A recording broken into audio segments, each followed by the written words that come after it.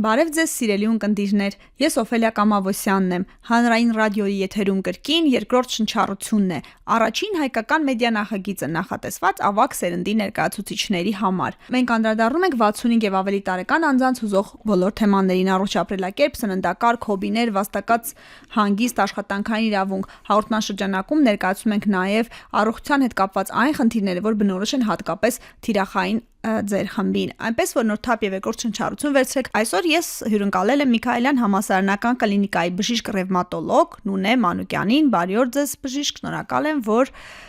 թողել եք բուժառուներին եւ եկել եք հանրային ռադիո, որպեսզի մարդիկ, որ մեզ լսում են եւ էլի ունեն կարիք իմանալու հոդերի մասին, իրենց ցավերի մասին, ինչ որ հարցերի պատասխաններ ստանան։ Բարև ձեզ, շնորհակալ եմ շատ հրավերի համար, սիրով։ Ես արդեն 7-8 տարի առնչվում եմ ավագ սերնդի ներկայացուցիչների հետ, հատկապես տատիկները անընդհատ բողոքում են, ոտքերս ցավում է, ինչն է ցավում, բժիշկ ջան։ Առհասարակ ռևմատիկ հիվանդությունները բազմաթիվ են, մեծահասակների շրջանում հանդիպում են բորբոքային եւ տարիքային դեգեներատիվ հիվանդություններ։ Ձեր նշած տատիկների մոտ ամենայն հավանականությամբ առաջնահերթ տարածված է ավելի շատ տարիքային օստեոարթրիտը։ Օստեոարթրիտը դա տարիքային փոփոխություններ են, որը տեղի ունենում ֆիզիոլոգիորեն։ Տարիքին զուգընթաց աճառը կորցնում է իր էլաստիկ նյութերը եւ առաջանում է մաշվածություն։ Տարիքային օստեոարթրոզը 40-ից հետո ամենահաճախ հանդիպող հիվանդությունն է առհասարակ։ 60 տարեկանից բարձր անձանց մոտ դրա տարածվածությունը 40-ից 60% է մոտավորապես եւ չենք բացառում նաեւ բորբոքային պաթոլոգիաների զարգացումը մեծահասակ տարիքում, որը կարող է լինել ռևմատոիդ արթրիտը, ռևմատիկ պոլիմիալգիան, հոդատապը։ Հետաքրքիր է, ստացվում է 2-ից 1-ը ունի այս խնդրը, որովհետեւ իսկապես շատ են բողոքում։ Եկեք մի քիչ ավելի նկարագրենք հոդերը, տեղակայումներ եւ ոնց անեն, որ քիչ մաշվի կամ գուցե ինչն է պատճառը, որ ի հայտ է գալիս հենց այս խնդիրը ու շարժունակության վրա է ազդում, սա է, որ տխրեցնող է։ Եթե խոսքը տարիքային օստեոարթրոզի մասին է, ապա օստեոարթրիտը ինքը ֆիզիոլոգիական process է, բայց իհարկե այս հիվանդությունը զարգանում է հիմնականում հոդերում գերբեռման հետևանքով, եւ եթե մի շարք պայմաններ մենք պահպանենք, դրանց ռիսկը հնարավորինս կնվազեցնենք։ Օրինակ ավելորդային քաշը խիստ նպաստում է ծնկան հոդերի օստեոարթրիտի զարգացմանը։ Օստեոարթրիտի շրջանակում կարող ենք ունենալ նաեւ կոնքազդրային հոդերի ախտահարում, դաստակների մանր հոդերի ախտահարումներ եւ իհարկե ջլակապանային համակարգի ախտահարումներ։ Միանշանակ խորհուրդ եմ տալիս պահպանել քաշը, զերծ մնալ հոդերի գերբեռնումից եւ ժամանակին առաջացած գանգատների խնդիրների դեպքում անպայման դիմել մասնագետի, չզբաղվել ինքնաբուժությամբ։ Երբ որ ասում ենք հոդերի գերբեռնում, այստեղ խոսքը միայն ավելորդ քաշի մասին է, թե ծանր տոպրակներն են գերբեռնում հոդերը։ Նույն իրականում դա վերաբերվում է նաև գերծանրաբեռնմանը։ Առհասարակ օստեոարթրիտի զարգացման մեխանիզմը, երբ որ մեր աճառին ընկնող մեխանիկական ծանրաբեռնվածության եւ դրան դիմակայելու ունակության միջև առաջանում է անհամապատասխանություն, պարադոքսալ է հնչում, բայց օստեոարթրիտ շատ հաճախ զարգանում է նաև սպորտսմենների մոտ, քանի որ նրանց աճառները հաճախակի ենթարկվում է միկրոտրավմաների եւ ծանրաբեռնման։ Եթե խոսքը գնում է ծնկան հոդի օստեոարթրիտի մասին, հանգիստ կարող ենք ասել գերծանրաբեռնումը նշանակալի ազդեցություն ունի, բայց ունենք նաև դաստակների մանր հոդերի օստեոարթրիտ, որի դեպքում այս արդեն գերծանրաբեռնումը նշանակություն չունի։ Այստեղ բնականon գործընթաց է, հա, բնականon դեր ունի ժառանգական նախատրամադրվածությունը, իմուն որոշակի մեքաբորբոքումը, իմուն մեխանիզմներով որոշակի գործոններ եւս նշանակություն ունեն։ Ես ես ճիշտ եմ հասկանում, որ այս խնդիրը ընդգրկում է ամբողջ մարմին, ընդհանուր առմամբ ամբողջ մարմնի միայն ոտքերը չեն, փաստորեն նաև ձեռքերը, վերջույթները չեն, ընդհանուր առմամբ ասեցի կոնքազդրային հոդը լոկալ պրոբլեմ չի, հա, մարմնի մի հատվածին չի բնորոշ միայն։ Այո, մենք կարող ենք ունենալ գեներալիզացված, տարածված օստեոարթրիտ, որտեղ կարող են ընդգրկվել բոլոր հոդերը։ Բայց ունենում ենք մի պացիենտի մոտ խիստ արտահայտված, օրինակ ծնկան հոդերի գոնարթրոզ, մի պացիենտի մոտ կոնքազդրային հոդի, այսինքն պարտադիր չէ, որ լինի գեներալիզացված։ Հրաշալի է։ Գիտեք ինչն է հետաքրքիր, նրանք սովորաբար ինչ զգացողություն են ունենում, եւ որ ասում ենք ցավ, ինչ տեսակի ցավ, ինչ բնույթի եւ որ ասում ենք առաջի ազդանշանները ստանալուն պես գան, ինչ տիպի ցավ է լինում, նաեւ տեսակետը իրենց առումով նայենք, որպեսզի մարդիկ լսեն, ասեն, այ ճիշտ էր ասում բժիշկը, այ ճիշտ նկարագրեց բժիշկը։ Այստեղ խիստ տարբերվում է դեգեներատիվ փոփոխությունների առաջացրած ցավը եւ բորբոքայինը։ Նշեմ մի քանի առանձնահատկություն տարբերություններ։ Երբ որ խոսքը գնում է օստեոարտրիտի մասին, մենք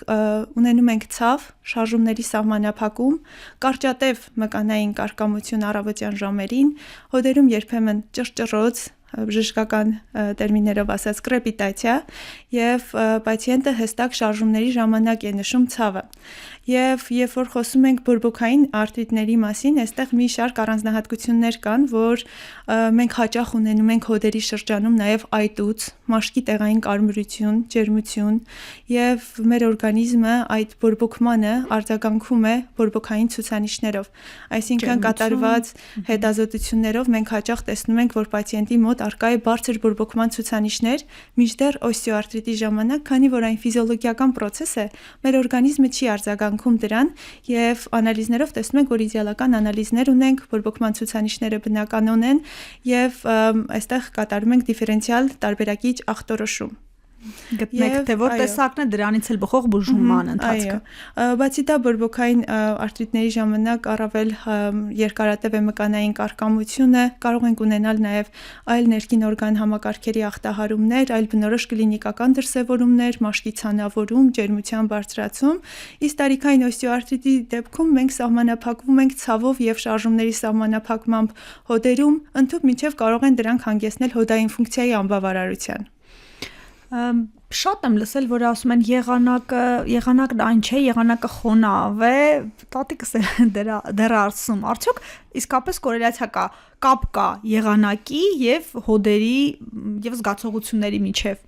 Առհասարակ ապացուցողական բժշկության մեջ չկա այդպիսի բան, որ հստակ ապացուցված լինի, որ ինչ որ բան կապված է հոդերի, ցավերի եւ այլնի հետ եղանակային փոփոխությունները, բայց կան մետեոզգայուն անձիկ, ովքեր եղանակի փոփոխության ժամանակ, օրինակ ինչպես ունենում են ճնշման տատանումներ, ինքնազգացողության վատացում եւ այլն, նույն էլ հոդերի շրջանում կատարվել է հետազոտություններ եւ նշվել են, որ հենց այդ նույն մարդիկ կարող են ունենալ որոշակի գանգատներ, բայց հստակ ապացուցողականություն չկա, կապ չկա։ Սա այլ բացառեցին եղանակի հետ։ Բժիշկ, լուծումների մասին ասենք, դուք ասացիք գերբեռնվածությունը պատճառներից մեկն է, արդյոք մարդը պիտի ֆիզիկապես ակտիվ կյանք ունենա, բայց եթե ցավում է, ինչպես ֆիզիկապես ակտիվ լինի։ Այստեղ ոնց որ պարադոքսալ մի բան լինի, ակտիվ լինի, կծանրաբեռնի, չի ծանրաբեռնում, որպեսզի ինչպես կարգավորել սա։ Թերևս ամենացավոտ հարցն է, քանի որ իսկապես ճիշտ եք ասում, երբ որ ցավում է, պացիենտը ստիպված հարկադրական ընդունում է пассив ապրելակերպ եւ քիչ է շարժվում։ Քիչ է շարժվում, շատ քաշ է հավաքում։ Սենց արատավոր օղակ է զարգանում եւ սա հիմնականում օստեոարտրիտի էմբարդ դեպքեր են գրանցվում, երբ որ մենք հստակ տեսնում ենք, որ գնալով process-ը խորանում է, բայց պացիենտը նույնպես գնալով քաշ է հավաքում, որը վիճակի չէ քայլել նաեւ դժվարացնում է։ Միանշանակ խորհուրդ եմ տալիս դիմել վաղաժամ մասնագետի, ճիշտ ախտորոշվել, սկսել ճիշտ բուժումը, քանի որ նույն ցավերի եւ շարժումների սահմանափակման ժամանակ, երբ որ սկսում ենք մեր հակաբորբոքային բուժումը, միանշանակ էֆեկտիվ է լինում եւ միանշանակ պացիենտը հետ է բերում իր շարժունակությունը։ Հետաքրքիր է։ Հիմա անդրադառնանք բուժման տարբերակներին։ Ես շատ եմ լսել, ասում են գնացի ծունկը սրսկեցին, տատիկները ասում են, չէ, անցավ, արդյոք ինչ եք ներարկում։ Շատ բժշկական չասենք, բայց արդյոք դա է լուծումը, որն է լուծումը, ինչ որ վիրահատական եղանակ կա, ինչ ձևով մարդիկ կարող են այս խնդրին մի քիչ ավելի խորքային համակարգված լուծում տալ։ Տեսեք, քանի որ օստեոարտրիտը ինքը ոչ բորբոքային արտրիտ է, սակայն մենք երբեմն ունենում ենք նաև երկրորդային բորբոքում։ Մեր հոդաճառը վնասվում է, դառնում է խորտուբորդ, գրգռում է հոդի թաղանթը, առաջացնում է երկրորդային բորբոքում, հոդի թաղանթը արտադրում է հեղուկ եւ ֆիզիոլոգիական քանակով մեր հոդախորոչում կա այդ հեղուկը, բայց երբ որ բորբոքված է, սկսում է ավելի շատ արտադրել հեղուկ եւ երբեմն զարգանում է շատ մեծ քանակի հեղուկ հոդի խորոչում, որը նրա ֆունկցիան խանգարում է եւ սпасել բուժման պայն կանցնի, թե դա կատարել պունկցիա եւ հեռացնել հեղուկը, իհարկե որոշում է բժիշկը։ Նշեմ, որ տարածված միֆեր կան բազմաթիվ այդ ներարկումների եւ այլնի վերաբերյալ, նշեմ, որ եթե պատշաճ կատարվում է ներհոդային պունկցիան հետագայում հակաբորբոքային դեղի ներարկմամբ եւ ստանում է պացիենտը բուժում, ապա այդ ներարկումները չեն նպաստում, որ նորից անընդհատ կրկնվի եւ այլն։ Եվ այստեղ մենք ինչ ենք անում։ Հեռացնում ենք հեղուկը եւ եթե անհրաժեշտություն է լինում, երբեմն այդ հեղուկը հետազոտությունների ենք ուղարկում, ունի նաեւ ախտորոշիչ նշանակություն պունկցիան, բայց մեծամասամբ անում ենք բուժական նկատառումներով եւ ներարկում ենք հակաբորբոքային, ամենահաճախը հորմոնալ հակաբորբոքայիններ ենք ներարկում եւ դրանով ապահովում ենք ոնց որ կարճատև հակաբորբոքային բուժում, երբ որ ոնց որ արագացնում ենք process-ը, քան որ պացիենտը պետք է մեկ ամիս օրինակ դեղորայք ընդուներ, որ այդ ծնկի այտուցը անցներ։ Ավելի ինտենսիվ ձևով մարդու ոտք եք անում։ Այո, արագ լուծում ենք այդ հարցը եւ այստեղ կա նաև այլ ներհոդային ներարկումներ, որոնք հիմնականում կատարվում է ուլտրաձայնային հետազոտության հսկողությամբ եւ հիալուրոնաթթվի ածանցյալներ են ներարկում, այն որ ժողովուրդը ասում է գել են ներարկում։ Մոտեցումները տեսեք հետեւյալում ակայանում, երբ որ մենք խոսում ենք տարիքային օստեոարտրիտի մասին, այստեղ երբեմն ռևմատոլոգիա եւ օրթոպեդիա մասնագիտությունները խաչվում են։ Մենք ավելի շատ զբաղվում ենք կոնսերվատիվ դեղորայքային բուժմամբ եւ երբ այդ սահմանը հատվում է, այսինքն վիրահատական դաշտ կամ հենց նույն հիալուրոնաթթվի ածենցիալները ներարկելու հարց ավելի շատ մեր գոլեգաները օրթոպեդներ են այդ միջամտությունը կատարում եւ մեր մասնագիտությունները խաչվում են ու հաճախ պացիենտը դեղորայքային բուժում ստանալու ցուցում էլ չի ունենում։ Երբ որ օրինակ ախտորոշվում է ծնկան հոդի 3-4 աշճանի գոնարտրոզ, միանգամից ուղղորդվում է օրթոպեդի մոտ։ Այստեղ խիստ կարեւոր է հստակեցնել պացիենտի ախտորոշման ժամանակ ձեռք բերված տվյալները, ինչ աստիճանի է օստեոարտրիտը եւ նոր հստակեցնել թե ով է զբաղվելու դրա բուժմամբ ու ինչ եղանակով։ Երբեմն նույնիսկ բարդություններից, երբեմն նույնիսկ ներարկումների եւ այլնի անհրաժեշտություն չի լինում, կոնսերվատիվ դեղորայքային բուժումը բավականին էֆեկտիվ է լինում։ Բժիշկ մի տեսակ լավատեսական չեղավ հաղորդումը, այսինքն ուզենք թե չուզենք, մենք որ 40-ն անցենք, բախվելու ենք այս խնդիրներին եւ արդյոք հնարավոր է կանխարգելման տեսակետից այսօր վարել կենսակերպ, ավելորդ քաշը դա ամենակարևորն է, բայց բացի դրանից այսօր վարել կենսակերպ կամ ընդունել սնունդ կամ ինչ որ մի բան անել, հնարավորինս հեռացնելու այս խնդիրը կամ բացառելու, եթե կարելի է այդպես ասել։ Իրականում առողջ ապրելակերպը ամենակարևորն է, եթե մենք հոդային բորբոքային հիվանդությունների տեսակետից հստակ կանխարգելիչ միջոցառումներ չենք կարող կիրառել, քանի որ մեր հիվանդությունները բազմաէթիոլոգիկ հիվանդություններ են եւ մեկ պատճառ չէ, որի վրա կարելի է ազդել, նույնիսկ գենետիկական մակարդակով չենք կարող որևէ փոփոխություն կատարել, ապա օստեոարտրիտի պարագայում կենսակերպի փոփոխություններն են հիմնական ռիսկի գործոնների նվազեցման քայլերը։ Ճիշտ նշեցիք, ավելորդային քաշը այստեղ պարտադիր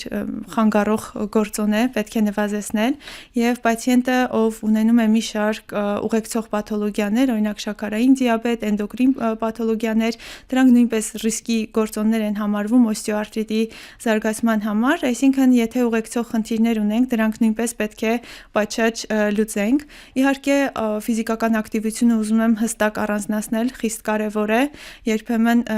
ֆիզիոթերապևտիկ միջամտություններ եւ այլն օստեոարտրիտի ժամանակ խիստ խորհուրդ է տրվում։ Եվ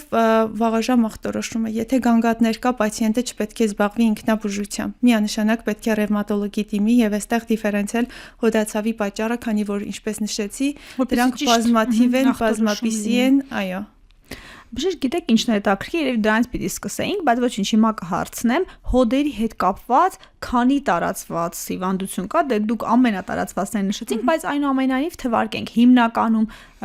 քանի տարածված հիվանդություն կա եւ որոնք են բնորոշ հենց 65+-ին, եթե կրկնություն կլինի, ոչինչ, բայց որ հիվանդություններն են հոդերի հետ կապված բնորոշ հենց այս տարիքային խմբի։ Ամենահաճախը օստեոարտրիտն է, ոչ բորբոքային պաթոլոգիաներից։ Բորբոքային պաթոլոգիաներից ուզում եմ առանձնացնել ռևմատոիդ արթրիտը։ Առհասարակ ռևմատոիդ արթրիտը ամենատարածված հոդային բորբոքային հիվանդությունն է։ Այն հաճախ զարգանում է երիտասարդ ու միջին տարիքի անձանց մոտ։ Սակայն երբ խոսում ենք մեծահասակների շրջանում, ապա 50-ից 65 տարեկան հասակում ուշ հիվանդության դեբյուտ եւս կարող ենք ունենալ եւ ռևմատիկ պոլիմիալգիան իհարկե։ Ռևմատիկ պլաստիկ պոլիմիալգիան էլի հիվանդություն է բորբոքային, որը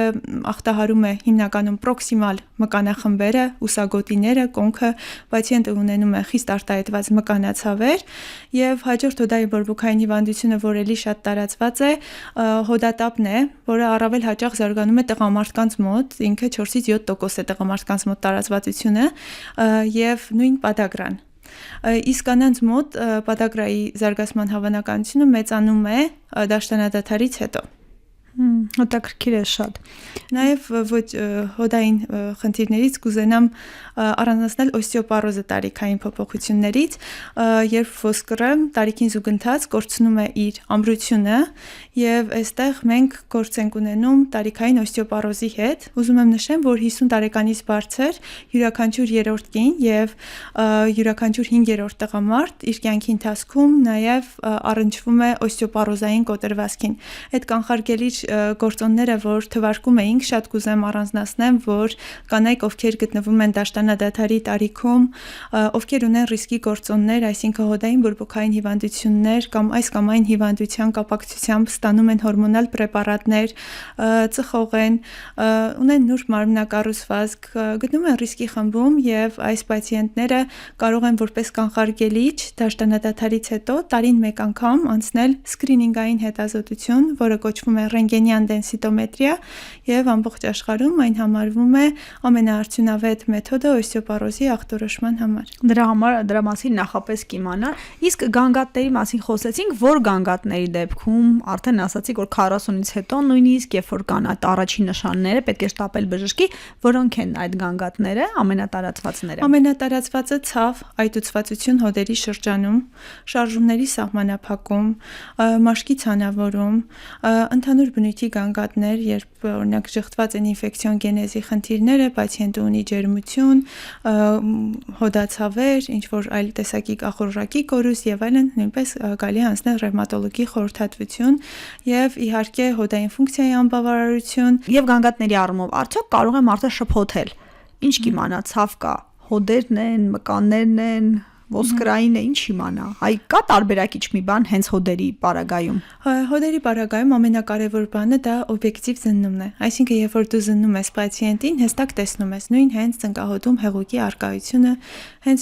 շոշափելու ժամանակ ֆլուկտուացիա ես զգում ու տեսնում ես, որ ակնհայտ մեկ ծունկը տարբերվում է մյուսից։ Արտաքին տեսքի փոփոխությունները, հոդերում տեսնում ես դեֆիգուրացիաներ, տարբերություններ եւ ջլերի կպման հատվածում պալպատոր ցավոտություն, այսինքն բժիշկը հենց զնման ժամանակ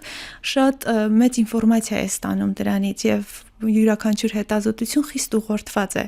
Այսինքն ունենք հոդի սոնոգրաֆիա, բայց ամեն պացիենտի ու ամեն հոդ հիմա պացիենտը եթե ունի տարածուն հոդամկանացավեր, ոչ բոլոր հոդերն են կանում։ Այսինքն պացիենտին զննելուց հասկանում ես ինչ ուղղորդված հետազոտություններ անես։ Հետագայում արդեն բոլոր լաբորատոր ու գործիքային հետազոտությունները եւ քո զննման տվյալները համադրում ես ճիշտ ախտորոշման համար։ Դուք իմ հարցը կանխեցիք ախտորոշման եղանակները, այսինքն բժշկի հետ կոնսուլտացիան, զննումը, սոնոգրաֆիան են, հետո ասացիք, որ ծնկից հեղուկը, երբ որ դուրս բերվեց, դա էլ է հետազոտվում։ Կարող ենք հետազոտել, այո, իհարկե լաբորատոր անալիզները։ Կան սպეციფიկ ռևմատոլոգիական մարկերներ, որոնք եւս ստուգում ենք, եւ իհարկե յուրաքանչյուր պացիենտին, հատկապես եթե խոսքը գնում է մեծահասակ պացիենտներին, դեղորայք նշանակելուց առաջ անպայման պետք է բիոքիմիական հետազոտություններ անել, այսինքն լյարդի, երիկամի ֆունկցիան, արյան մեջ գլյուկոզայի մակարդակ եւ այլն, այո, ընդհանուր օրգանիզմի վիճակը ստուգող հետազոտություններ, որովհետև ցանկացած դեղորայք նշանակելուց պետք է հստակ ցուցում ունենալ եւ հասկանալ արդյոք տվյալ պացիենտին տվյալ դեղորայքը կարելի է թե ոչ։ Բժիշկն ունե մեզ լսում են հանրապետության մարզերում, հեռավոր գյուղերում, տատիկները, պապիկները, որ գուցե ժամանակ, հնարավորություն չունեն հասնելու, դժվար է նաև